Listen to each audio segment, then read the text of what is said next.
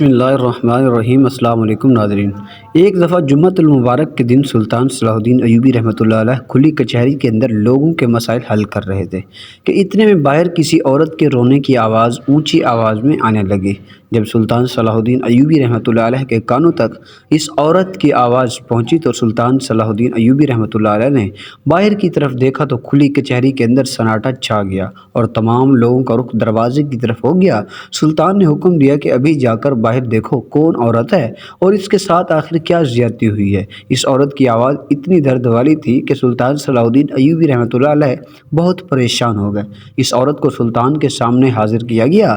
جیسے ہی اس عورت کو سلطان کے سامنے حاضر کیا گیا تو اس عورت کے سارے کپڑے پھٹے ہوئے تھے، حتیٰ کہ اس کا آدھا جسم دکھائی دے رہا تھا۔ سلطان صلاح الدین ایوبی نے اپنی نظریں جھکا لی اور اسی وقت ایک کنیز کو حکم دیا کہ اس عورت کے جسم پر چادر لپیٹی جائے۔ اس عورت کے جسم پر چادر لپیٹی گئی تو سلطان صلاح الدین ایوبی رحمۃ اللہ علیہ نے حکم دیا کہ اس عورت کو اندر لے جاؤ اور اس کو اچھا سا لباس پہنا کر باہر لے آؤ، کیونکہ اس کی آدھ ننگی عورت کا عدالت میں کھڑا ہونا، اپنے مسائل بیان کرنا، یہ عدالت کی توہین ہے کہ کسی مسلمان کی بیٹی اس طرح اتنے مردوں میں کھڑی ہو کے جس کا جسم تک ڈھانپا ہو۔ سلطان صلاح الدین ایوبی رحمۃ اللہ علیہ خواتین کی بہت عزت کرتے تھے۔ وہ کنیز اس کم عمر خاتون کو اندر لے گئی تو جب اندر جا کر پتہ کیا تو اس وقت کوئی ایسا لباس موجود نہیں تھا جو کہ اس خاتون کو پہنایا جائے۔ جب یہ سارا ماجرا سلطان صلاح الدین ایوبی رحمۃ اللہ علیہ کی بیوی عصمت الدین خاتون کو پتہ چلا تو انہوں نے ایک اپنا انتہائی قیمتی جوڑا نکال کر دیا اور کہا کہ اس لڑکی کو پہنا دو۔ کنیز نے کہا ملکہ یہ بہت قیمتی لباس ہے جو کہ آپ نے بڑے شوق سے بنوایا ہے، اگر یہ جوڑا آپ اسے پہنا دیں گی تو آپ اپنے بیٹے کی شادی میں کیا پہنیں گی؟ تو ملکہ نے کہا کوئی بھی اور جوڑا پہن لوں گی، اور ویسے بھی یہ سلطان کا حکم ہے اور میں سلطان کے حکم کے لیے جان بھی قربان کر سکتی ہوں کہ یہ لباس تو کچھ نہیں۔ اس عورت کو قیمتی لباس پہنا کر باہر لایا گیا اور وہ عورت جیسے ہی سلطان کے سامنے حاضر ہوئی تو اس نے کہا سلطان صلاح الدین ایوبی، آپ کا خدا آپ کو سمندر میں موجود ریت کی مانند ترقی دے۔ آپ میرے بارے میں ذرا نہیں جانتے، نہ ہی آپ یہ جانتے ہیں کہ میں کتنی گناہ گار ہوں، ایک بیکاری عورت ہوں۔ آپ نے یہ سمجھے بغیر مجھے اتنا قیمتی لباس پہنانے کا حکم دے دیا جسے میں ساری زندگی چاہ کر بھی نہیں پہن سکتی تھی۔ اس طرح کا ظرف کسی بھی شخص کا میں نے زندگی میں پہلی بار دیکھا ہے، اور خاص کر آپ کی بیوی کا بہت بڑا دل ہے جنہوں نے اتنا انتہائی قیمتی سوٹ غریب کے جسم پر نچھاور کر دیا ہے۔ سلطان نے کہا ہماری نظروں میں نہ ہی کوئی امیر ہوتا ہے اور نہ ہی کوئی غریب، ہم اللہ کے بندے ہیں اور تمام اسی کی عبادت کرتے ہیں۔ یہ سن کر وہ عورت چیخنے چلانے لگی۔ اس کی درد بھری آواز سلطان صلاح الدین ایوبی رحمۃ اللہ علیہ نے کہا خاتون بتاؤ تمہیں کیا زیادتی ہوئی ہے؟ اس نے کہا سلطان میرے ایک سوال کا جواب مل سکتا ہے کیا؟ سوچ کر بتائیے کہ آپ میرے ایک سوال کا جواب دے سکتے ہیں کیا؟ یہ سن کر سلطان صلاح الدین ایوبی رحمۃ اللہ علیہ نے کہا بتاؤ کیا ہوا ہے؟ خاتون نے درد بھرے لہجے میں کہا سلطان معظم میں بہت بڑی گناہ گار ہوں، میں ایک بدکار عورت اور حتیٰ کہ 5 آدمیوں کی قاتل بھی ہوں، کیا میری بخشش ہو سکتی ہے؟ یہ سن کر سلطان خود دربار میں موجود تمام لوگ چونک گئے کہ قاتل اور بدکار عورت سلطان کے سامنے آنے کی جرت کیسے کر سکتی ہے؟ سلطان نے اس عورت کو کہا یہ تم کیا کہہ رہی ہو؟ اس عورت نے کہا سلطان معظم بے شک میں بدکار تو ضرور تھی لیکن قاتل کبھی نہیں تھی، لیکن اپنی جان بچانے کی خاطر مجھے قتل کرنے کا پڑا۔ یہ سن کر سلطان صلاح الدین ایوبی رحمۃ اللہ علیہ نے کہا کہ تم اپنی بات تفصیل سے بتاؤ۔ اس نے کہا سلطان معظم میری شادی ایک مزدور سے ہوئی تھی تو اللہ تعالیٰ نے ہمیں ایک بیٹا دیا تھا۔ میرا بیٹا جب 2 سال کا ہوا تو میرا شوہر کسی حادثے میں زخمی ہو گیا اور حتیٰ کہ اتنا زخمی ہو کہ اب وہ کمانے کے قابل نہیں بچا، لہذا جب میں نے اپنے شوہر کو اپنے بچے کو بلکتا دیکھا تو مجھ سے رہا نہ گیا اور میں بھیک مانگنے کے لیے باہر نکل پڑی، لیکن میں جس کے پاس بھیک مانگنے کے لیے جاتی بھیک دینے کے مطالبے میں وہ مجھ سے میرے جسم کا تقاضا کرتے۔ مجھے اللہ تعالیٰ نے بے انتہا حسن سے نوازا ہے، لہذا چند دن بھوک سہنے کے بعد مجھے پتہ چل گیا کہ اگر اس دنیا میں زندہ رہنا ہے تو اپنے جسم کو بیچنا پڑے گا، اور اس کے بعد میں نے اپنے جسم کو بیچنا شروع کر دیا۔ کبھی میں کسی تاجر کے پاس اپنا جسم کو بیچتی تو کبھی کسی قاضی کے پاس تو کبھی کسی زمیندار کے پاس، حتیٰ کہ مجھے جو شخص بھی دینار کی حیثیت کے رکھتا میں اس کے ساتھ رات گزارتی۔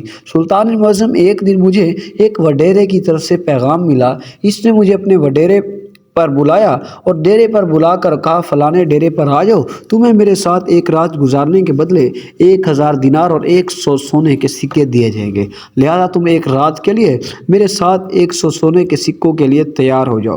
میں اس کے ڈیرے پر پہنچ گئی، میں بہت خوش تھی کہ ایک رات کے 100 سونے کے سکے اور 1000 دینار مل جائیں گے، یہ میری ساری زندگی کی کمائی سے بھی زیادہ تھے۔ لیکن جب میں اس کے ڈیرے پر پہنچی تو میں نے اس وڈیرے کو کہا بے شک میں کئی لوگوں کے ساتھ سو چکی ہوں، لہٰذا میں ایک رات کے 100 سونے کے سکے 1000 دینار لوں گی۔ یہ سن کر اس نے کہا تم ٹھیک کہہ رہی ہو، اور ڈیرا مجھے ایک بڑی سی حویلی کے اندر لے گیا، اور حویلی کے اندر جب لے گیا میں جیسے ہی اندر داخل ہوئی تو باقی 5 آدمی شراب کے دھت میں بیٹھے ہوئے تھے۔ میں نے وڈیرے سے کہا یہ کون ہے؟ تو اس نے کہا یہ سب میرے دوست ہیں، ان کو میں نے دعوت کی ہے اور اس لیے تو میں نے تمہیں بلایا ہے۔ اس ایک رات میں آپ نے ان تمام لوگوں کو اپنے جسم سے لطف اندوز کروانا ہے۔ میں نے اس وڈیرے کو کہا تمہارا اور میرا مطالبہ صرف ایک تمہارے ساتھ ہوا تھا، اور ان 5 آدمیوں کے سامنے میں اپنا جسم نہیں پھیلا سکتی۔ اس وڈیرے نے کہا 100 کی جگہ میں تجھے 500 سونے کے سکے دوں گا، تمہیں بس ان سب کو خوش کرنا پڑے گا۔ میں نے وڈیرے کی بات ماننے سے انکار کر دیا۔ میں نے اس کی بات کا انکار کیا تو مجھے پتہ چل گیا اب تو مجھے اپنا جسم ان کے حوالے کرنا پڑے گا یا پھر میری جان جائے گی۔ میں نے اس وقت خنجر نکالا اور لڑتے لڑتے میں نے ان 5 آدمیوں کو جو کہ شراب کے نشے میں دھت تھے خنجر سے ان کے گلے کاٹ دیے۔ کسی کو خنجر سینے میں لگا تو کسی کی گردن میں، اور وہ سب کے سب مر گئے۔ ایک خنجر تھوڑا گہرا لگا، وہاں سے بھاگتے ہوئے اس نے میرے خنجر سینے میں گھونپ دیا، لیکن خوش قسمت تھی کہ اس نے اس جگہ خنجر مارا، اس جگہ میرا دل نہیں تھا، بلکہ میرا دل قدرت کے بنائے گئے نظام کی وجہ سے دائیں طرف تھا۔ اگر میرا دل بائیں طرف ہوتا تو شاید میں بھی موقع پر مر جاتی، لہذا مجھے زخم تو ضرور ملا لیکن میری جان بچ گئی۔ میں باہر نکلی تو ایک بزرگ چرواہا گزر رہا تھا، اس نے مجھے زخمی حالت میں دیکھا تو اس نے مجھے اپنے گدھے پر بٹھایا اور اپنے گھر لے گیا۔ اس نے میری دیکھ بھال کی اور میرے زخم کو داغدار بنا دیا، میری بیٹیوں کی طرح خدمت کی، اور چند دن گزارنے کے بعد میرے زخم بہت بہتری آئی۔ اس نے چرواہے نے مجھے ایک بزرگ تھا، اس نے مجھے ایک چادر لپٹائی اور کہا میرے پاس کسی خاتون کے کپڑے نہیں ہیں کیونکہ میں ایک اکیلا بوڑھا بزرگ ہوں، اس جھونپڑی میں رہتا ہوں، لہذا اس چادر کو لپیٹ کر اپنے گھر چلے جاؤ۔ سلطان معظم اور چادر لپیٹ کر تھوڑا سا باہر نکلی تھی تو ایک بھکاری اور سردی سے بیٹھا ٹھٹک رہا تھا۔ میں وہ 4 بند اپنی حوالے کر دی، لیکن میرے دل میں ابھی تک وہ طرف تھی۔ میں دل میں سوچ رہی تھی کہ اے میرے مالک، اگر خنجر میرے سینے میں میرے دل میں لگ جاتا تو میں تو مر جاتی اور نہ ہی مجھے توبہ کرنے کا موقع ملتا، اور میرے پیچھے میرا بیٹا اور میرا شوہر بھوک سے مر جاتے۔ سلطان معظم، خیالات مجھے پہلے اپنی زندگی میں کبھی نہیں آئے تھے، نہ جانے کیوں اس واقعے کے بعد میرا دل بڑا بدل گیا۔ میں دل ہی دل میں اللہ کا شکر یہ ادا کر رہی تھی اور توبہ کر چکی تھی، لیکن میرے دل میں ایک سوال تھا کہ اتنے بڑے گناہ گار کو اللہ تعالیٰ معاف کیسے کر سکتا ہے، اور اسی سوال کے لیے میں یہاں سے گزری تو مجھے پتہ چلا کہ سلطان صلاح الدین ایوبی رحمۃ اللہ علیہ مسلمانوں کی سلطنت کی سردار کھلی کچہری کے اندر موجود ہیں، اور میں دوڑتی ہوئی آپ کے پاس آ گئی۔ سلطان معظم، کیا آپ بتا سکتے ہیں مجھے معافی مل سکتی ہے؟ کیا میں ان گناہوں کی توبہ کر سکتی ہوں؟ یہ سن کر سلطان صلاح الدین ایوبی رحمۃ اللہ علیہ مسکرانے لگے، اور سلطان کی مسکراہٹ کو دیکھ کر دربار میں بیٹھے تمام لوگ حیران ہو گئے، اور یہ عورت بھی بہت زیادہ پریشان ہو گئی۔ اس نے ایسی کیا بات کر دی کہ سلطان نے مسکرانا شروع کر دی ہے؟ اچانک تمام لوگوں اور اس عورت کو مخاطب کر کے سلطان نے کہا اے خاتون، تمہیں ایک چھوٹا سا واقعہ سناتا ہوں۔ اس واقعے کو سننے کے بعد مجھے یقین ہے کہ تمہیں میری بات کی سمجھ آ جائے گی، اور تمہارے علاوہ اس دربار میں جس شخص کے دل میں اور ذہن میں یہ خلش ہے کہ وہ بخشا جائے گا کہ نہیں میں نے فلاں گناہ کیا ہے، مجھ سے فلاں گناہ سرزد ہو گیا ہے، اس واقعے کو دھیان سے سننے کے بعد خود ہی سمجھ جائے گا کہ وہ بخشا جا سکتا ہے یا نہیں، اللہ معاف کرے گا یا نہیں، اس کی دنیا اور آخرت کیسی ہو سکتی ہے۔ اس واقعے کو بغور سمجھنے کے بعد آپ اندازہ کر سکیں گے، اور مجھے امید ہے کہ ہر شخص کے ضمیر کی آواز وہ محسوس کر سکے گا۔ تمام لوگ سلطان صلاح الدین ایوبی رحمۃ اللہ علیہ کی طرف دیکھ رہے تھے۔ سلطان صلاح الدین ایوبی رحمۃ اللہ علیہ نے کہا کہ یہ آج سے تقریباً کوئی 20-25 سال پہلے کی بات ہے۔ اس وقت ایک مدرسے میں تعلیم حاصل کر رہا تھا۔ اس شہر میں ایک عورت جو کہ بہت ہی خوبصورت اور حسین و جمیل تھی، اس عورت کو اللہ تعالیٰ نے بہت حسن سے نوازا تھا۔ ہرن جیسی آنکھوں والی لڑکی اس پورے شہر میں نہیں تھی، اور اس واقعہ کی بات ہے کہ وہ عورت بھی غربت سے تنگ آ کر اس نے اپنے جسم کو بیچنا شروع کر دیا تھا، لیکن اس کا کاروبار اتنا سستا نہیں تھا۔ وہ اپنا جسم بڑے بڑے وزیروں اور بڑے بڑے قاضیوں اور حتیٰ کہ بڑے بڑے تاجروں کے پاس بیچتی تھی۔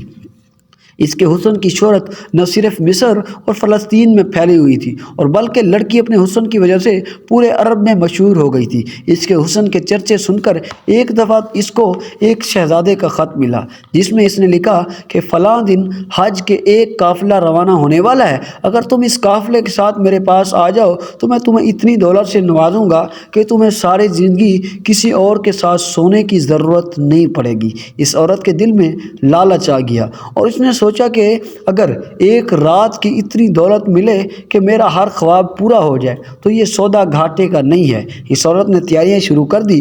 قافلے کے اندر ایک دو تاجر بھی موجود تھے، لیکن انہوں نے بھی تجارت کرنے کے بعد ہی اس حج کے لیے جانا تھا۔ اتنے بڑے قافلے میں صرف ایک ہی لڑکی تھی جو کہ شہزادے کے پاس فحاشیت کا کام کرنے جا رہی تھی۔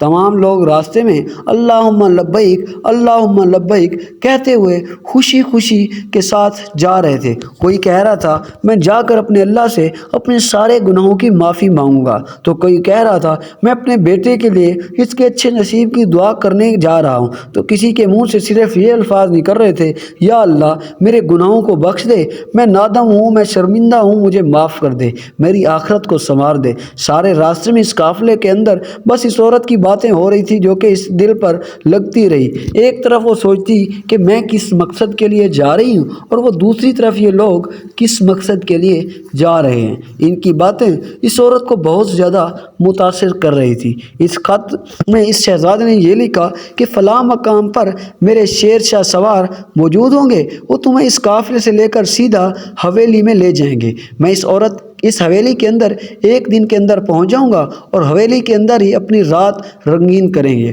اور لطف اٹھائیں گے۔ قافلہ روانہ ہو گیا۔ چند دنوں کے بعد قافلہ اسی جگہ سے گزرا تو وہاں قیمتی لباس میں ملبوس 8 گھوڑوں پر 6 سوار موجود تھے۔ انہوں نے لڑکی کو پہچان لیا۔ اس لڑکی کو قافلے کے ساتھ اپنے گھوڑے پر سوار کر کے اس حویلی کے اندر لے گئے۔ وہ لڑکی جیسے ہی حویلی کے اندر کمرے میں پہنچی، اندر شاہی بستر موجود تھا۔ اس کے ذہن میں لوگوں کی باتیں چل رہی تھی، اور اتنا لمبا سفر کرنے کی وجہ سے وہ بہت زیادہ تھک چکی تھی، اور وہ بستر پر لیٹ گئی اور اسے نیند آ گئی۔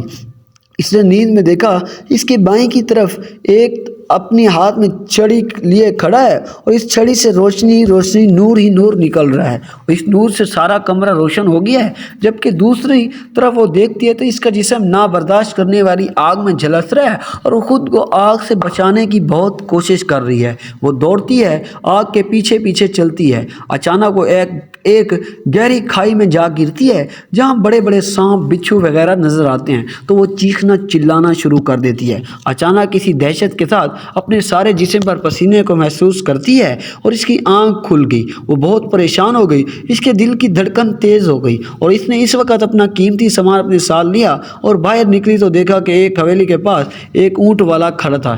ایک جگہ سے دوسری جگہ لے جانے کے لیے چند سونے کے سکے ہیں۔ اس عورت نے اس کو کہا تم مجھے مکہ مکرمہ پہنچا دو، تمہیں منہ مانگی قیمت دوں گی۔ مکہ مکرمہ حویلی سے 40 میل کے فاصلے پر تھا۔ اس اونٹ والے نے کہا کہ اگر تمہیں مکہ مکرمہ پہنچنا ہے تو میں 2 گھوڑے لے کر آتا ہوں، گھوڑے پر ہم جلدی پہنچ جائیں گے۔ وہ چند ہی لمحوں کے بعد 2 گھوڑے لے کر پہنچ گیا، اور عورت گھوڑے پر سوار ہوئی اور سیدھا مکہ مکرمہ پہنچ گئی۔ حج کے فرائض ادا کرنے لگی، اور اسی دوران ہر لمحے اللہ سے ہاتھ اٹھا کر معافی مانگنے لگی، کہنے لگی اے میرے اللہ، اے میرے رب، شکر ہے کہ تو نے مجھے ایک سیدھے راستے پر ڈال دیا ہے۔ اے میرے مالک، تو مجھے معاف فرما دے، میں نے تیرے دیے گئے قیمتی نعمت کو غلط کاموں میں لگا دیا، اور دنیاوی دولت کے لیے میں نے اپنے جسم کو بیچنا شروع کر دیا۔ اے مالک، مجھے معاف کر دے، میں غفلت میں ڈوب چکی تھی، مجھے دنیا کی رنگینی نے اپنی طرف مائل کر دیا تھا، مجھے تو خیال تک نہ تھا کہ میں اس دنیا کو چھوڑ کر جانا ہے، یہ میرا ہمیشہ کا ٹھکانہ نہیں ہے۔ اتفاقاً اسے حج کے دوران ہی مسلمانوں کے ساتھ سلطان کا ایک سپہ سالار جمال ثانی مل گیا۔ سلطان کے سپہ سالار کو جب اس لڑکی نے دیکھا تو اس نے پاس گئی اور کہا حضور آپ یہاں کیسے؟ سپہ سالار نے کہا لڑکی تم یہاں کیسے ہو؟ تمہارا کام تو یہاں نہیں، کیونکہ یہ سالار اس عورت کو جانتا تھا، اس کی پہلے ملاقات ہو چکی تھی۔ وہ ملاقات یوں ہی ہوئی تھی کہ ایک دفعہ سلطان کا یہ سپہ سالار پڑوسی بادشاہ کے ایک وزیر کو سلطان کا پیغام دینے گیا تھا۔ اس وقت یہی لڑکی وزیر کے کمرے میں اس کے ساتھ سونے کے لیے جا رہی تھی۔ سلطان کے سپہ سالار نے اسے منع کیا تھا کہ تم یہ کام چھوڑ دو، ایک مسلمان ہو کر یہ تم غلط کام کر رہی ہو، یہ کسی بھی مسلمان عورت کو زیب نہیں دیتا، تم چند سکے سونے کی خاطر یا دیناروں کی خاطر اپنا جسم بیچ رہی ہو، تم صرف اپنے بلکہ مسلمان عورتوں کے لیے باعث شرمندگی کا باعث ہو۔ لیکن اس نے وقت سلطان سپہ سالار کو جھڑک کر وہاں سے چلی گئی، لہذا سپہ سالار نے اسے مکہ مکرمہ میں دیکھ کر حیران ہو گیا۔ اس لڑکی نے سپہ سالار کو بتایا کہ اللہ تعالیٰ نے مجھے توبہ کرنے کی توفیق عطا فرما دی ہے، میری منزل تو غلط تھی لیکن میری منزل، میرا راستہ، میرا دل بدل ہو گیا ہے، میں اللہ سے توبہ کر لی ہے، تم دعا مانگو کہ وہ مجھے معاف کر دے۔ سپہ سالار نے کہا بے شک وہ بڑا غفور و رحیم ہے، تمہیں ضرور معاف کر دے گا۔ جمال ثانی نے کہا تمہیں معاف کرنے کے لیے یہی سب سے بڑی نشانی ہے کہ اس نے اللہ تعالیٰ نے تمہارا دل بدل دیا ہے اور تمہیں اپنے گھر میں مہمان بن کر بلایا ہے، ہر کسی کے نصیب میں نہیں ہوتا۔ یہ سنتے ہی یہ عورت زاروں قطار رونے لگی، کبھی یہ خدا کی شان کو دیکھتی اور کبھی اپنی زندگی میں کیے گئے کرتوتوں کو۔ جمال ثانی نے اسے حوصلہ دیا، پھر ان دونوں نے اکٹھے حج کیا اور حج کے واپسی پر قافلہ تیار ہونے لگا تو اس لڑکی نے سپہ سالار کو کہا میرے ساتھ اور کوئی نہیں ہے، لہٰذا میں اس قافلے کے ساتھ چلنا چاہوں گی۔ تو سپہ سالار نے کہا بے شک تم ہمارے ساتھ چلو، لیکن یہ حاجیوں کا قافلہ ہے اور میں ایک سپہ سالار ہوں، میرے ساتھ اگر قافلے والے نامحرم لڑکی کو دیکھیں گے تو مجھے کہیں گے کہ لہٰذا تم میرے ساتھ نکاح کر لو، میں تمہیں اپنے ساتھ لے جانے کے لیے تیار ہوں۔ وہ اس لڑکی نے سپہ سالار کے ساتھ نکاح کر لیا اور اس کے ساتھ وہ سپہ سالار کی بیوی بن گئی، اور وقت آنے کے بعد وہی سپہ سالار کی بیوی اپنے شوہر کے ساتھ لڑتے ہوئے دونوں شہید ہو گئے۔ سلطان صلاح الدین ایوبی نے مجمع کو مخاطب کر کے کہا کہ آپ لوگ دیکھیں کہ ایک عورت جس کی ہر رات کسی نہ کسی نامحرم مرد کے ساتھ بستر غلاظت پر گزرتی تھی، وہ ایک شہید سپہ سالار کی بیوی بن کر گئی، اور اللہ تعالیٰ نے اس کو معاف نہ کرتا تو وہ کبھی بھی شہید نہ ہوتی، نہ خدا اس کا دل بدلتا، نہ اپنے گھر میں ایسے بلاتا۔ یہ واقعہ سن کر وہ لڑکی زاروں قطار رونے لگی، حتیٰ کہ اس کی ہچکی بند ہو گئی۔ اپنے دل بڑھا کر اس نے اس کے بعد اس عورت سے کہا سلطان معظم آپ بھی اللہ سے دعا کرنے کہ مجھے معاف کر دیں۔ اتنے میں ایک سلطان کا وزیر بول اٹھا، کہا حضور اس لڑکی نے 5 آدمیوں کا قتل کیا ہے، آپ اسے ایسے جانے نہ دیں۔